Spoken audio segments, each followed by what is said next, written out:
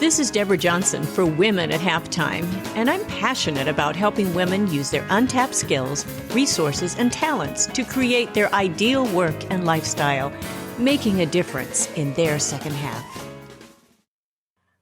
Well, this is so great to be able to be here with Nada Lena Nasserdeen today with a wonderful subject of how to expand your business through diversification. So this, expanding is what we are all about right now, and diversifying our business. So I'm real excited to have you here, Nada. Thank you so much for being with me today.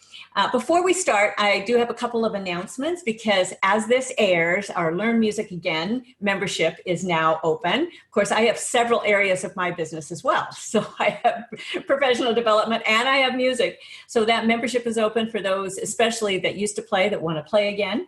And I have a lot of new sheet music, of Christmas music. So if you go to goalsforyourlife.com/Christmas-songs, you will see those and the MP3 tracks available. I've never made those available before, and now you can download them. So much fun. So that's our little announcement. Make sure that you go to those links and check those out at least.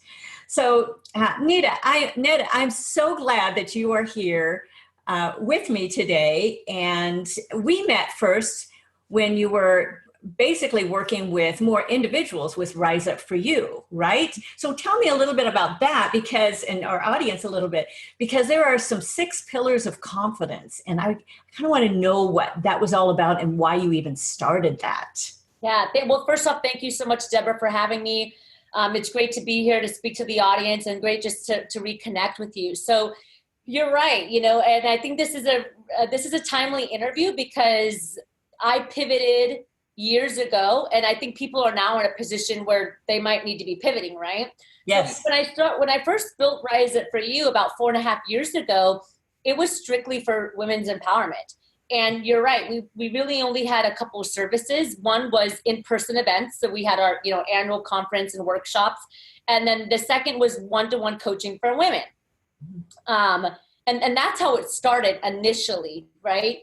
And then from there, we've expanded to what we do today, which is it's completely open to anyone, any gender, anyone around the world. And we actually have 2 types of clientele. We work with small, medium, and large corporations, as well as the individual. So we have like the organizational corporate track, and then the personal professional development for the person track. And we've always had the 6 pillars. And it's not confidence, it's 6 pillars to success. Okay. All right. Good. Yeah. Confidence is one of them, though. It's the top pillar. Mm-hmm. And the reason why we talk about the 6 pillars is because, to be honest with you, we are in a great tragedy today with humans, right? We are in the greatest tragedy we've seen in a long time. People have lost themselves. People don't know what success is, who they are. Right. We have the lowest well-being we've ever seen. Suicide across the board with youth, individuals like you and I, and elderly. And we really have to take a look at what success means, because whatever it means, it's not working right now, especially in 2020. And so when I built the company, I did a lot of research on happiness and the happiest countries in the world. I traveled to Scandinavia, and they've been in the top 5 for the past 5 years for the World Happiness Report in regards to happiness as a nation and as people. Mm-hmm. And we find that there's 6 pillars that really make up our overall success. And that's self-worth, which is the confidence that you talk about, career, health and fitness, romance, people intelligence or community, however you like to call it, and then money. Mm-hmm. And it's really these 6 pillars that collectively help us achieve sustainable success and fulfillment in our life. And it's the 6 pillars that we either love, that we say, oh, like this is working, or we complain about. So when you think about the 6 things we complain or stress about, it comes down to one of those 6 pillars. And when those 6 pillars are working, our energy and our life is in a whole new level. And so and we still use it today. We use it with companies and individuals. Well, each one of those is like a whole session itself, because You can be going along just fine, and then one area, it's almost like having a flat tire. Yes. And you've got, some areas that you are dealing with. And this is what happens many times at halftime of life. And it's one of the biggest times of change, which is officially at age 40 and above. It is, relationships change big time right now. Of course, your work changes, and this year more than any other year, the work has changed, and how we do work and how we are expanding, and a lot of your health. There's a lot of things. The body changes because it's not doing quite what it used to do. We have to admit that. I'm married to a former professional athlete.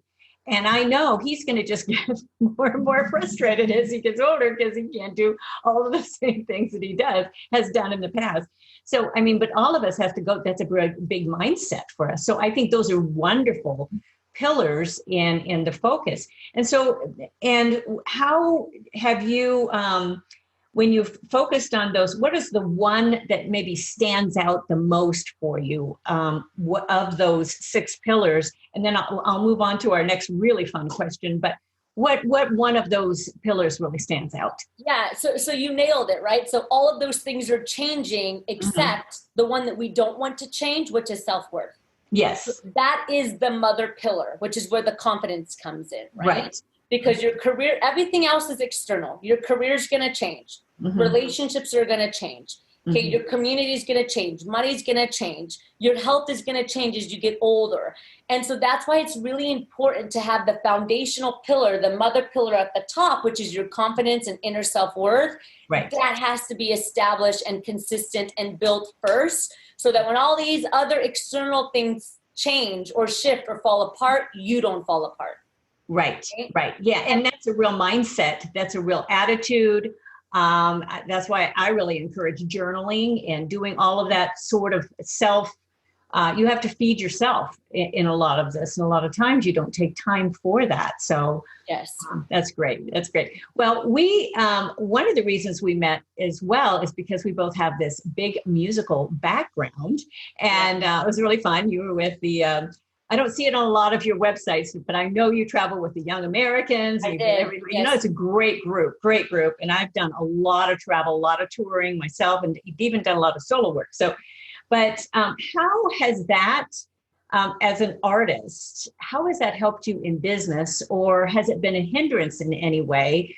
But what sort of attitudes have you, and things that you have learned from that field that you've been able to apply? Because a lot of people, when they're pivoting, they're thinking, I have to start completely over, but they don't. You've got some areas that you can actually apply and some principles that you can apply to reinventing yourself. Yes. So what were maybe some of those principles for you? Yeah, and there always is. And you never know in the moment how your job or whatever you're doing is going to serve you later, right? Right. And so I'm very fortunate because it served me very, very well in what I do today in a number of ways. So the first is just the performing itself. It's being able to stand on stage in front of thousands of people and empower and inspire, and it's never the same. Right. It's even if I'm singing the same song, it's never the same because it's a new audience, it's a new space. I'm different that day. And today, as someone that runs a company that does a lot of speaking, I'm still on stages. I'm just in a different capacity. I might not be singing and dancing, but even right now, I'm on a stage, even if it's virtual, right? And so me learning how to engage and hold the room of an audience is really serves me today as a trainer and as a speaker, because I can tell you, I can be in a room with 500 people and know when this side of the room is not working. Yes. Oh, I totally get that. Right? Or when somebody looks at their phone, I'm like, okay, person not engaged, pivot. So it served me in that way. Mm-hmm. And the second way that it served me is a lot of the work that we're doing today with companies and with people, it comes down to soft skills, which is the people, social and emotional and communication skills that make up our success. Right. And I have to tell you that touring around the world for 7 years with a cast of 40, a new cast of 40 every month.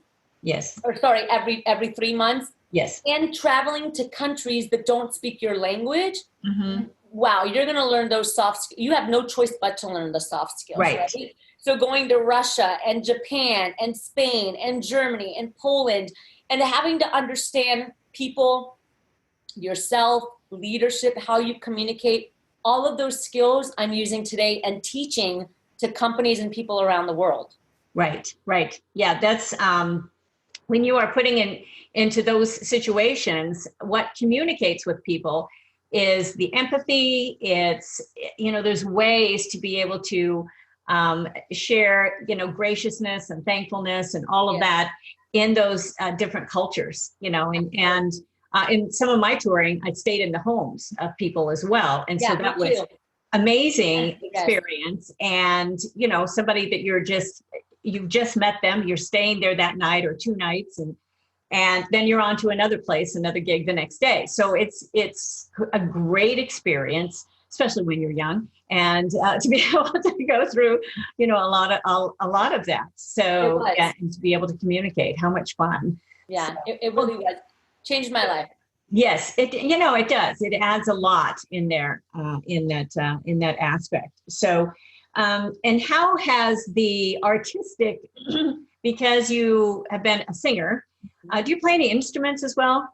I play piano for the vocalist, and the reason why I say vocalist because it's very different than a legit trained pianist, and then one that plays for voice. Right. Yeah, I get it because I train people like you. So yeah, top chords, all that. Yes, exactly. But how has that, as your training of your music, helped you in the development? Because I think there's another little principle here we can draw from that in actual, what your training was and how you've had to rehearse and how you've had to put together, you understand work, you understand the significance of, staying with something until it's actually completely done. Yeah. I highly correlate performing arts with athletes. Yes. Oh, definitely. When people talk about like sports psychology, mm-hmm. I'm like, well, performing is the same, right? Because in some ways you're an athlete. So not only does it help you with your confidence, because mm-hmm. you really establish a growth mindset. Mm-hmm. It's like, wow, 1 year ago, I couldn't hit 3 octaves. Yeah. Today I can hit I have a 3 octave range, right? So it's understanding that your state is not fixed. If you grow and you're disciplined and you keep trying and you keep learning, then your technique will grow and your confidence grows as well.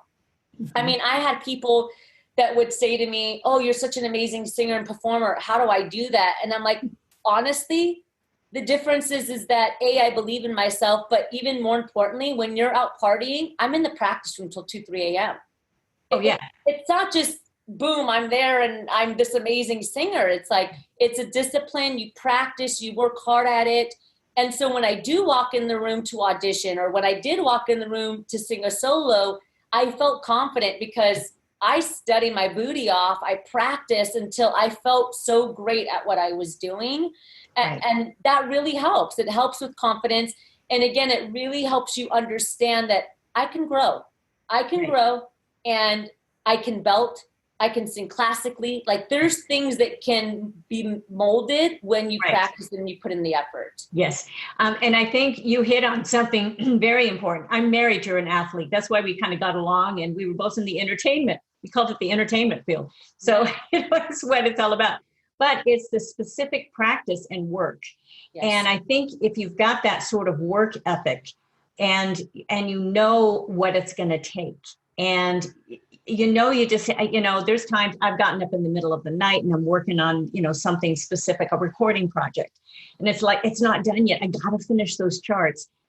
Producing my musicals, I was up nights rewriting. So you just do what it takes. You just do it. And so there's that sort of principle as a professional in the arts, in the athletic field, but it really applies to almost anything. And to understand how that, don't be afraid of the work. It's just there. And the repetition. Of course, as a speaker, in expanding into that field, I've done that same sort of thing, of course, of the music and getting into speaking, but it's that exact repetition. And it's the rehearsing and understanding that to be able to look relaxed and to be able to be spontaneous takes rehearsing. So to get to a point where you have a real strong core message. So yeah, that's very good principles there. And it takes, specifically for speaking and performing, it takes the rehearsing so that you can have the improvisation. Totally. Right. And that's what makes it good. So it's like, I have the foundation good enough now that I can create a disruptor, right, when I'm speaking, or I can take it off a little bit and I know exactly where to bring it back. Same with performing. Right. But if you don't practice it and you don't get it in your body, then when you do try to pivot and do all this improvisation, that's where the rabbit holes come in. Yes, exactly. Wire. You're off in somewhere, and yeah, definitely. And we've all been there. I mean, I've been there too, where I haven't practiced how I should have, done, and a lot of competing. If you're not ready, what happens when your mind goes blank? You can. Yeah, I'm an improviser too, but it doesn't work in classical compositions. No, not there. No. I've been there. So, okay, so I'm really what really kind of intrigued me is how you expanded into more of the corporate arena, and how you did that. And how it's helped you, because you said, you started your main business 4.5 years ago with the one-on-one, and then you expanded. So how did you go about doing that, first of all? Because I think that'll be very interesting to a lot of people in being able to, how are they going to go from a single coaching model to maybe a larger model like you are going, and you had a message. I know you work a lot with SHRM. I've spoken with SHRM events as well, and state conferences and all that, but the how you have expanded there, what are some of those principles and maybe some of the obstacles that you came upon as well? Yeah. So the first thing I'll say is let it be organic, right? I mean, when you build a business, it's not the same in 2, 3, 4, 5 years. The whole point is to grow the business, right? So it's okay to start with one product. Right. And then when you get that down, you're like, great, now I can add on more. So for me as the founder, it was a very organic process. So we started working with women, events, one-to-one coaching. Mm-hmm. And then it didn't feel right after a while. And what I mean by that is that I've always been a people person, period. I want to make an impact on humanity. And for me, that's everybody. Okay. And so after a while, and a lot of men would reach out and be like, I secretly listen to the podcast and I see you have a conference coming up. Am I allowed to sit in the back? It's like that. Yes. I get it. And so for me, after a while, I was like,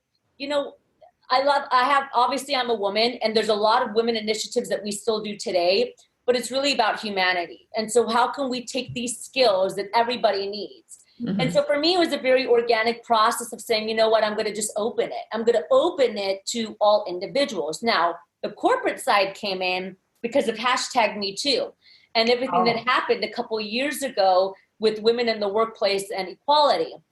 And because we were an organization that worked with women, but we were very friendly towards everybody else, I started to get, individuals that ran companies, CEOs that were men that said, I know that you work with women, but I know that you're also open to men. We need some help. How do we navigate this current climate? What do we do? And that was the organic piece that said, all right, everybody needs these skills, including companies, because the top challenges that are happening personally are the same challenges that are happening organizationally. And that's people, period. It's the people skills, right? It's the confidence, the communication, the leadership, diversity, equity, and inclusion, breaking unconscious bias, breaking down your personal beliefs so that you can reach that maximum potential, whether it's a person or an organization. Right. And, I made the decision. It took me about a month because, you always struggle with, is it going to ruin the brand?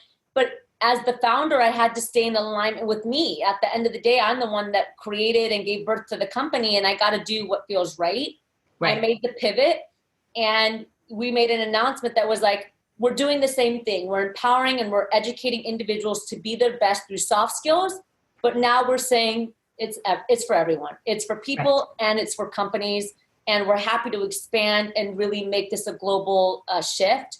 It's the best thing I ever did, I'll tell you. Wow. That's great. Well, the timing was right too.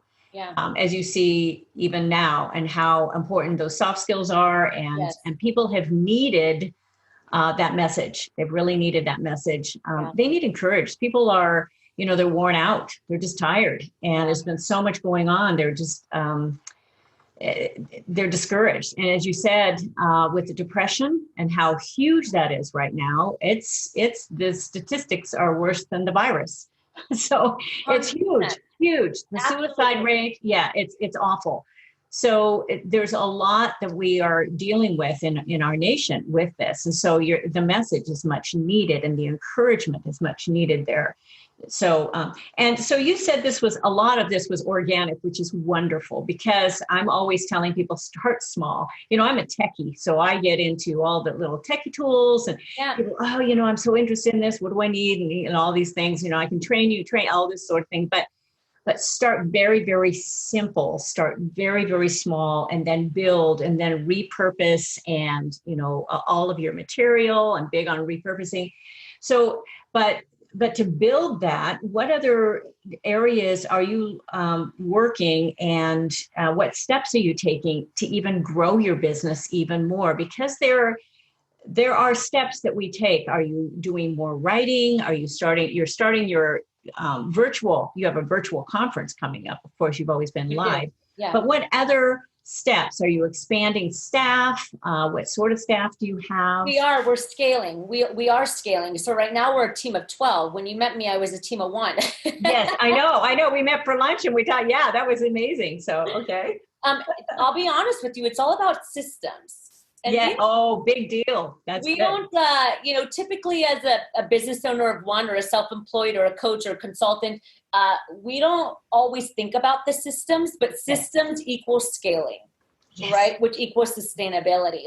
Yes. And so it's really figuring out, okay, what's my process? And I could talk about this for a week, right? Yes, I could too.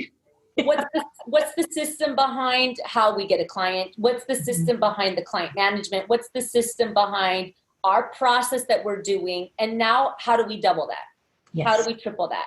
How do we quadruple that? How do I bring on more people that can replicate that system? And that's really how you scale. So I've been able to scale because I did the method. So let me start small. Let me start with coaching, right? Because coaching is a method for us.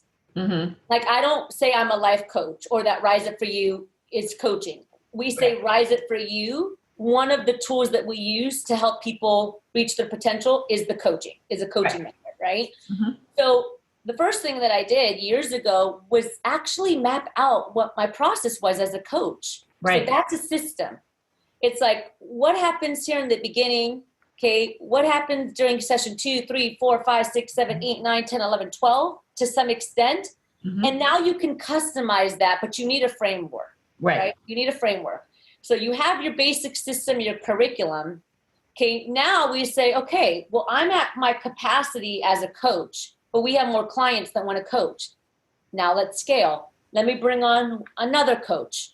Mm-hmm. Let me teach them the same system and the same curriculum and the same thing. Great. Now let's scale here. And then that's how it builds. And you really have to do that for every area. So we have the corporate training, right? Mm-hmm. We have the coaching. Mm-hmm. We have our live events. And then we have a whole online platform, which anyone can access around the world. And it's understanding what are the systems behind each of these. And now how do we replicate them with new team members that can now double, quadruple, and go from there?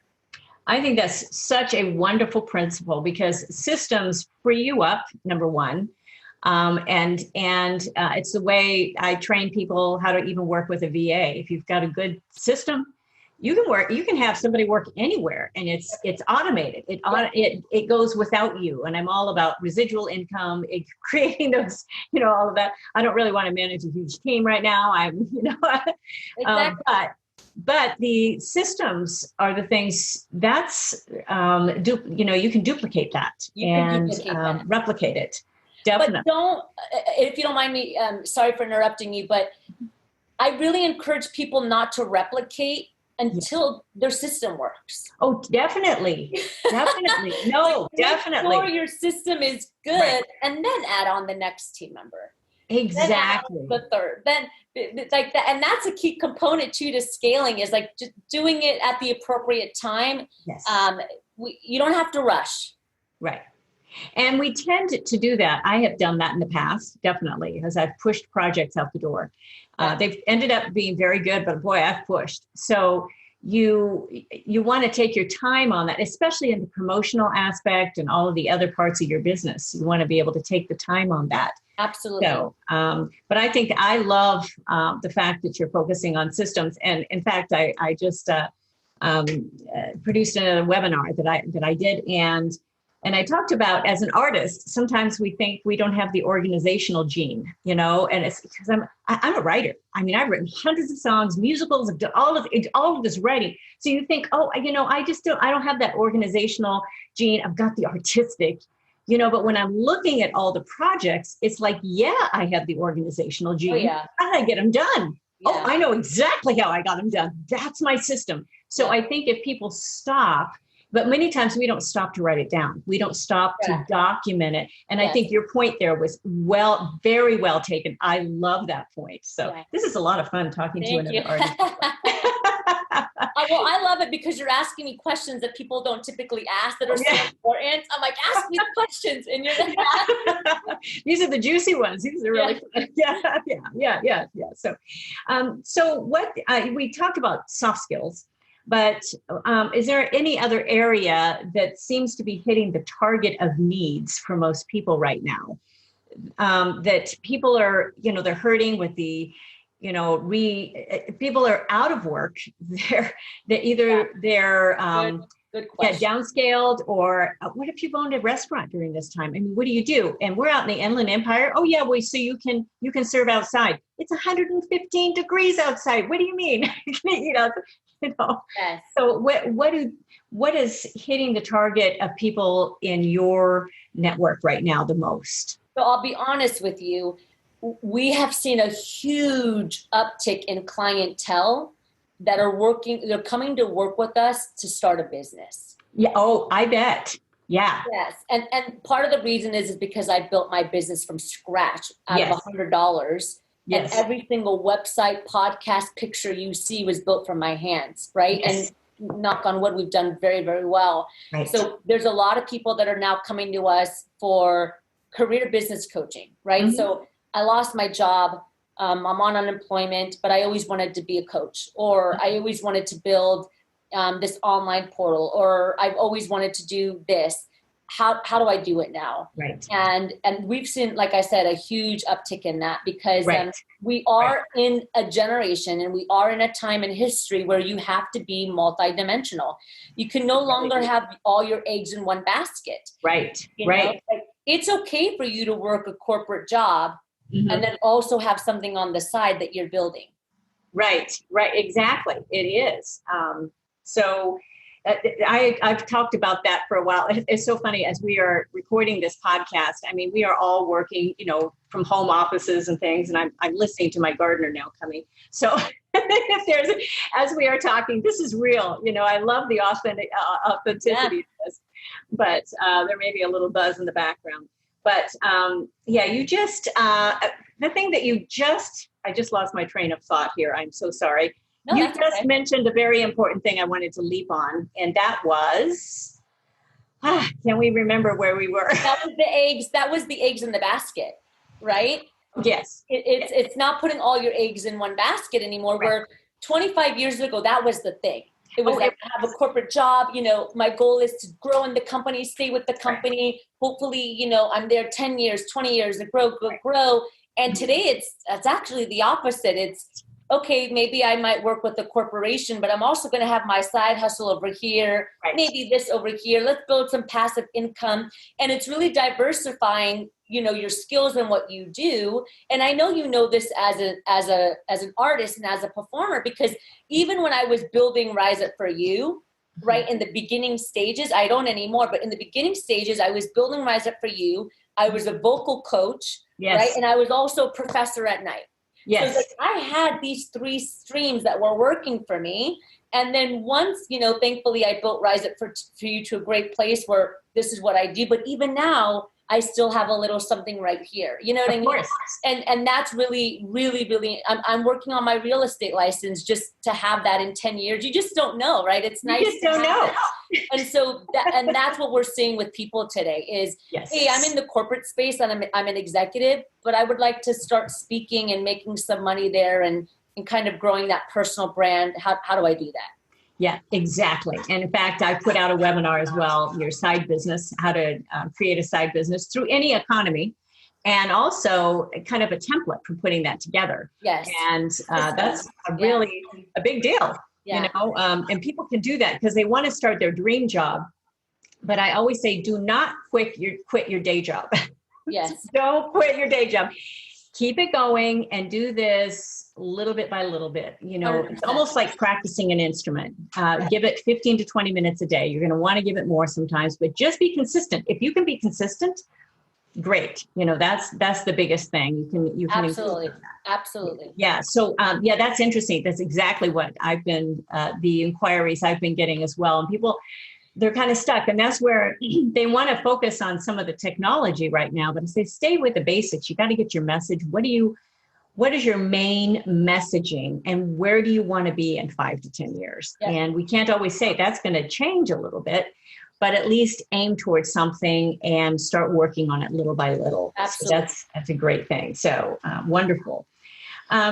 And in soft skills, how do you are you combining that with some of your starting a business now? What is one of the mindsets for that that you are finding? It's everything.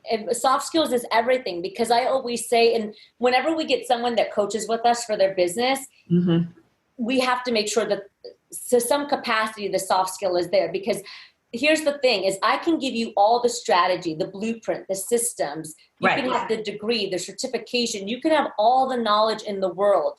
But if you don't have the confidence or the motivation or the intrinsic inside that says, I'm going to take action and execute, that means nothing. Yes. Right. And so it really is a combination of the soft skills and then the career development.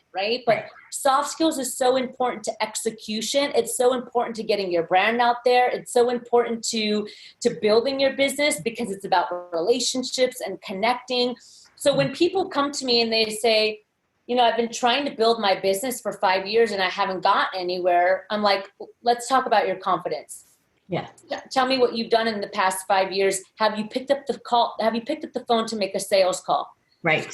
Well, no, I usually do email. Well, why not? Well, and that's where those things come out that are really the game changer in growing a business. Right.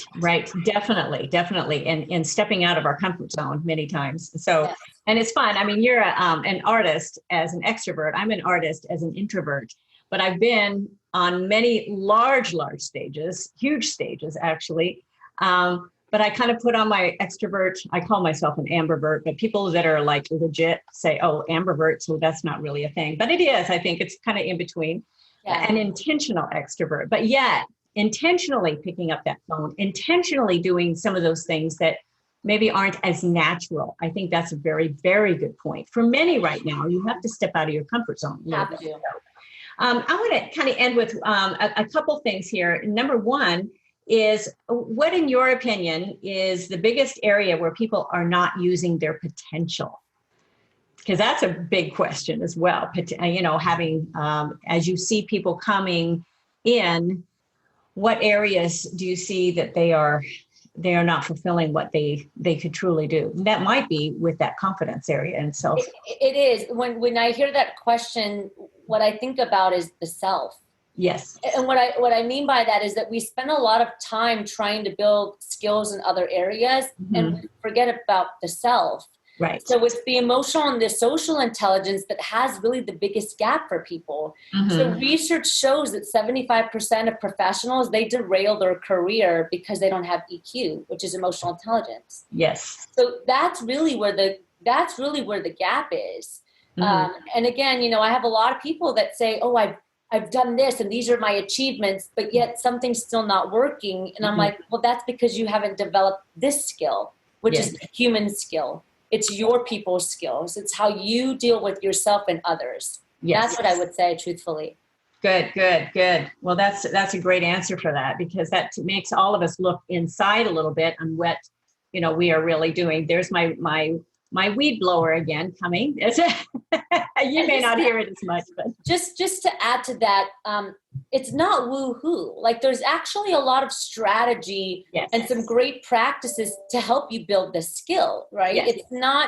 It's not just grab a journal and write things down. That helps. That's one way. But there's a lot of things that you can do to help break the blind spots and to grow these skills. Right. There definitely is a lot of areas for that can really work. So, well, I want to give you a chance to talk about your upcoming, you've got an event coming up, and it's virtual as well. In fact, I'm holding a live event coming up, and I'm also making it available virtually. But how can people contact you? Thank you so much. I appreciate it, Deborah. So really simple. You can go to riseupforyou.com.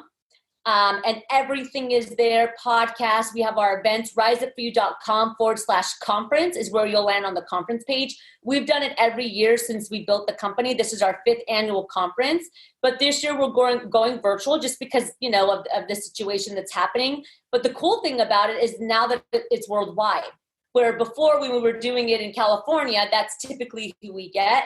Now we have people from around the world that are like, I can join your conference virtually. So riseupforyou.com/conference. We have 11 speakers that are set to speak. One of them, Kathy Buckley, who's amazing. If you don't know who she is, go check her out. And it's for the professional, for the leader, for the entrepreneur. We have tracks for each of you, and it's going to be incredible. That's so great. I'm so excited that, and it's a wonderful event. So I'd love people to be able to check that out. Thank you. And they can get in contact you, and I'll put your links in the article and in the everything as we release this podcast. So, well, thank you again for coming and being with me today. This was absolutely wonderful. Thank you. And I want to encourage everyone to listen and subscribe next week. Our episode is working efficiently with repurposing content. So that's a big one. People are looking to, you get this content like craziness trying to keep up with everything. So I'm going to talk about some of my system, actually, talking about that and how to work more efficiently with that. So I hope you tune in and listen, subscribe, tell your friends, Women at Halftime podcast. And you can always reach me at goalsforyourlife.com and djworksmusic.com, womenathalftime.com, all of those. And I want to thank you all again for being with me and being with us. Thank you again so much for being with me today. This is wonderful. Thank you. Wonderful interview. And it's so much fun talking with another artist. It was great. Yeah. It was really, really great. So for all our listeners, thanks again. And we will see you next time. So bye for now. Thank you for joining us on Women at Halftime. Visit goalsforyourlife.com or womenathalftime.com for many more resources, downloads, and programs, or to get in touch with me. I'd love it if you leave me a review and tell your friends. So until next time, this is Deborah Johnson, signing off.